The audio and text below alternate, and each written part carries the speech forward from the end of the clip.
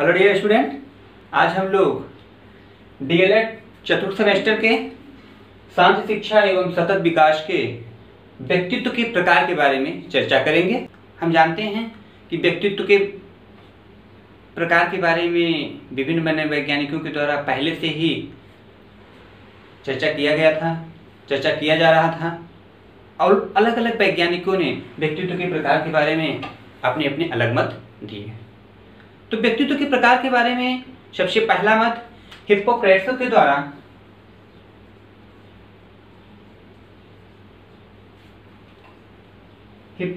द्वारा 400 ईसा पूर्व के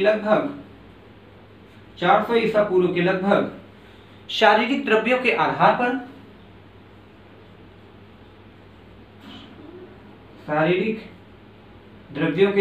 पर इन्होंने व्यक्तित्व के 4 प्रकार बताए और बताया कि प्रत्येक व्यक्ति में व्यक्तित्व के जो 4 ये द्रव्य तत्व पाए जाते हैं उन तत्वों को क्रमशः पीला पित्त, काला पित्त,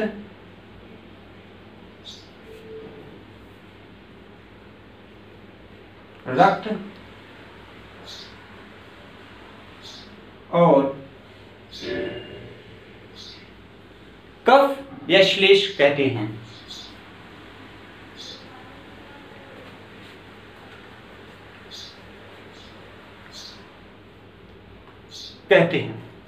ये जो हिप्पोक्रेट्स ने शारीरिक द्रव्यों के आधार पर 4 प्रकार के बताए हैं, पीला पित्त, काला पित्त, रक्त और कफ या श्लेष।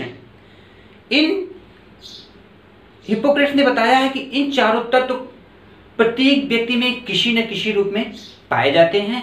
किसी व्यक्ति में किसी न किसी एक तत्व की प्रधानता होती है, जिसके कारण उस व्यक्ति के व्यक्तित्व का, आदत का, चित्त प्रकृति का निर्धारण किया जाता है। हिप्पोक्रेट्स ने बताया है कि जिस व्यक्ति में पीला तत्व की प्रधानता होती है, पीला पित्त की प्रधानता होती है, वह व्यक्ति चिड़चिड़े स्वभाव का होता है, अशांत रहता है और लोगों के साथ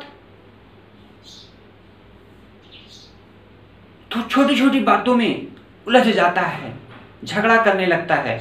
ऐसी प्रवृत्ति को हिप्पोक्रेट्स ने गुस्सैल प्रवृत्ति का नाम दिया है।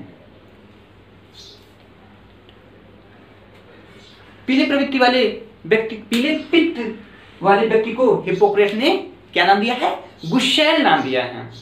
इसके अतिरिक्त जो दूसरा पार्ट है, शारीरिक द्रव्य का जो दूसरा तत्व है, काला पित्त, हिप्पोक्रेट्स ने व्यक्तित्व के जो दूसरा तत्व बताया है, काला पित्त, इन्होंने बताया है कि जिस व्यक्ति में काले पित्त की प्रधानता होती है, वह व्यक्ति विषादी प्रवृत्ति का होता है, उदास होता है तथा लोगों के साथ अंतःक्रिया कम करता है।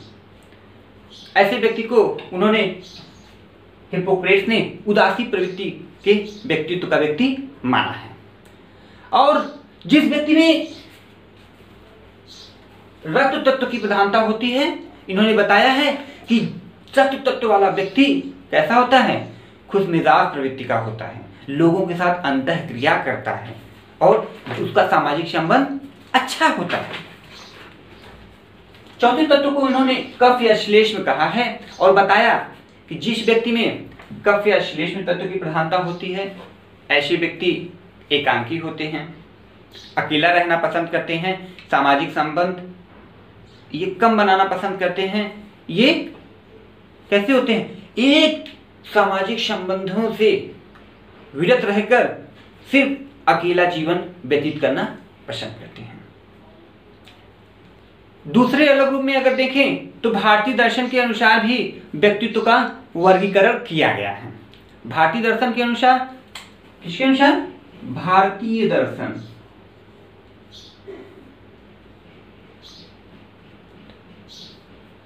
भारतीय दर्शन के अनुसार व्यक्तित्व का वर्गीकरण एक अलग ढंग से किया गया है और उन्होंने भारतीय दर्शन के अनुसार व्यक्तित्व के प्रकार का वर्णन करते समय, उल्लेख करते समय गुण को बहुत महत्वपूर्ण माना गया है। गुण को बहुत ही महत्वपूर्ण तत्व माना गया है और भारतीय दर्शन के अनुसार गुण को 3 भागों में वर्गीकृत किया गया है, जिसे क्रमशः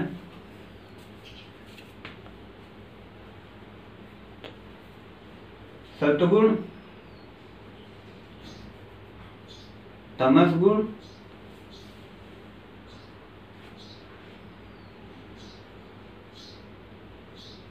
रजस गुण कहते हैं।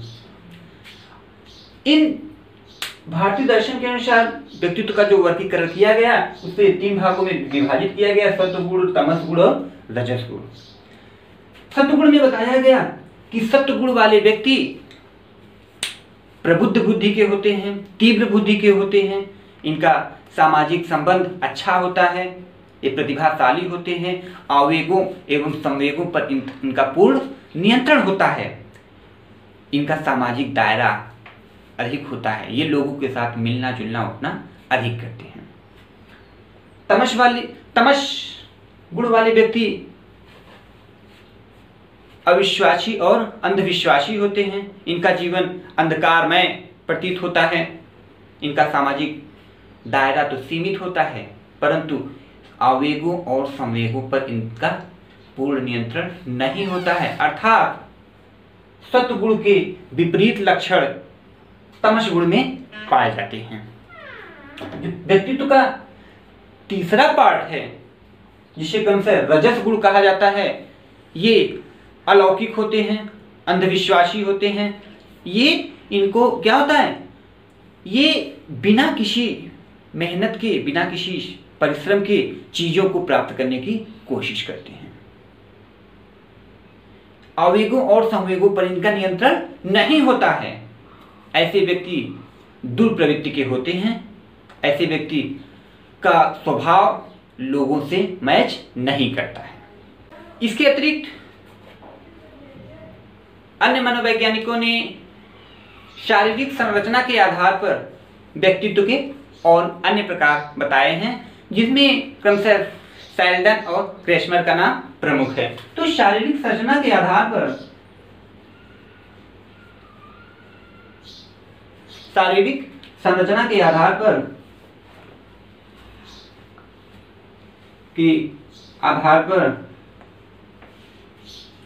शारीरिक संरचना के आधार पर व्यक्तित्व का वर्गीकरण क्रमशः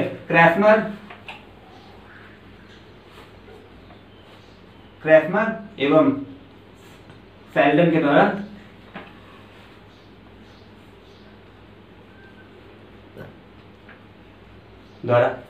किया गया।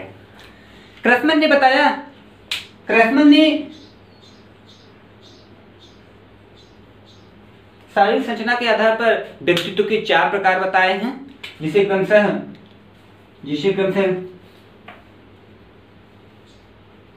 पिकनिक,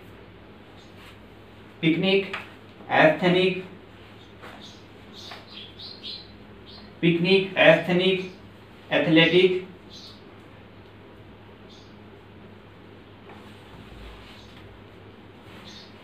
एथलेटिक, और डाइप्लास्टिक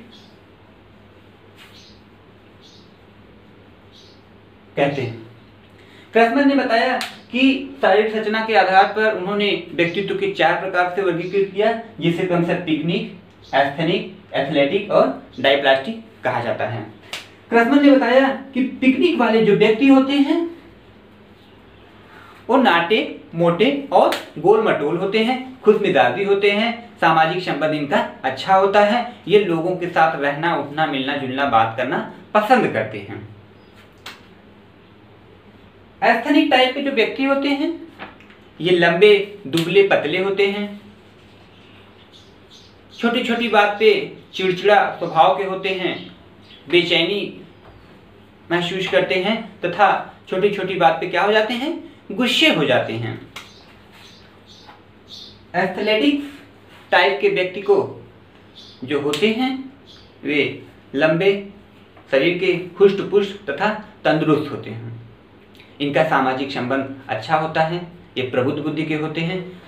ये ऐसे प्रकार के व्यक्ति ज्यादातर शारीरिक खेलों को पसंद करते हैं। डायप्लास्टिक व्यक्तित्व वाले व्यक्ति के अंतर्गत ऐसे व्यक्ति आते हैं जिसमें उपरोक्त तीनों व्यक्तित्व के लक्षण प्राप्त होते हैं। वे सीमित लंबे होते हैं, सीमित सामाजिक दायरा होता है, न कम न अधिक, उचित मात्रा में बोलते हैं तथा सामाजिक संबंध भी इनका उचित होता है। ऐसे व्यक्तित्व वाले व्यक्ति को डायप्लास्टिक कहा जाता है। इसी प्रकार से सैल्डन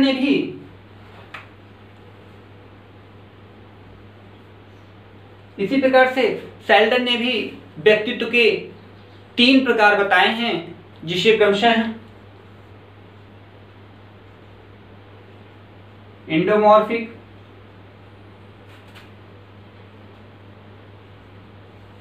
मेसोमॉर्फिक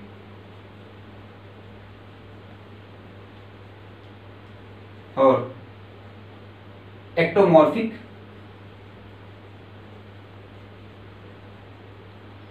कहते हैं। एंडोमॉर्फिक वाले व्यक्ति के अंतर्गत ऐसे व्यक्ति आते हैं जो नाटे मोटे गोल मटोल होते हैं। इनका सामाजिक संबंध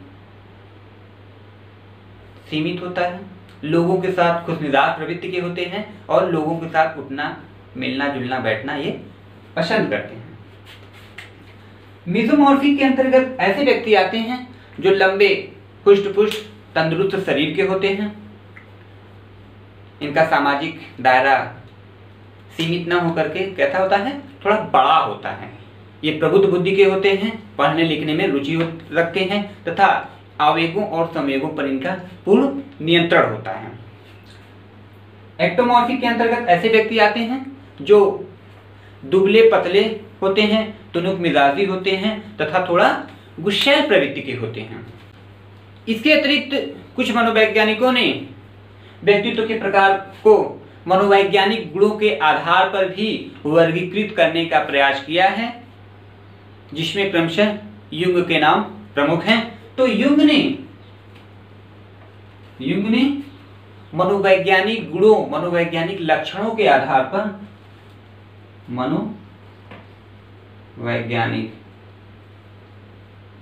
मनोवैज्ञानिक गुणों के आधार पर व्यक्तित्व का वर्गीकरण किया। और इन्होंने सबसे पहले मनोवैज्ञानिक गुणों के आधार पर व्यक्तित्व का वर्गीकरण 2 प्रकार से किया, जिसे क्रमशः अंतर्मुखी व्यक्तित्व और बहिर्मुखी व्यक्तित्व कहा।